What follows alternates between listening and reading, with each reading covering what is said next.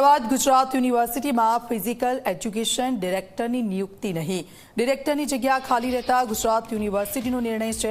બંધ પડેલા sports complex માટે કમિટીની રચના કરાઈ છે. સ્પોર્ટ્સ કોમ્પ્લેક્સમાં રમવા માટે આયોજન કરશે આ કમિટી. કરોડોનો ખર્ચે બનેલા સ્પોર્ટ્સ કોમ્પ્લેક્સમાં રમતો નથી. 5 વર્ષે પણ શૂટિંગ એકેડમી, સ્વિમિંગ પુલ બંધ હાલતમાં છે, તો ઇન્ડોર સ્ટેડિયમમાં બોક્સિંગ, જુડો સહિતની રમતો માટે વ્યવસ્થા છે. અપાર વ્યવસ્થા છતાં અહીં નથી થતી કોઈ પણ રમત.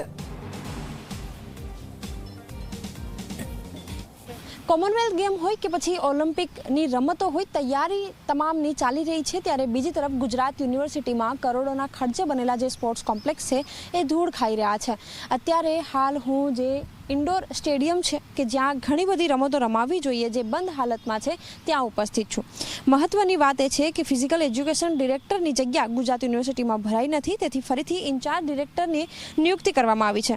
અને ગુજરાત યુનિવર્સિટીમાં જે જુદા જુદા સ્પોર્ટ્સ કોમ્પ્લેક્સ છે તે પણ તેમાં જે રમતો છે એ ફરીથી શરૂ થઈ શકે એ માટે કમિટીની રચના કરવામાં આવી છે. પરંતુ આ પહેલાં જે 5 વર્ષ પહેલાંથી જે સ્ટેડિયમ હોય કે પછી શૂટિંગ એકેડમી હોય કે તમામ જે વ્યવસ્થાઓ જે ઊભી કરવામાં આવી છે એનો ઉપયોગ વિદ્યાર્થીઓ લઈ શકે એવું આયોજન 5 વર્ષ પહેલાં કરવામાં આવ્યું, પરંતુ અત્યાર સુધી જે વિદ્યાર્થીઓ છે એનો લાભ નથી લઈ શકતા.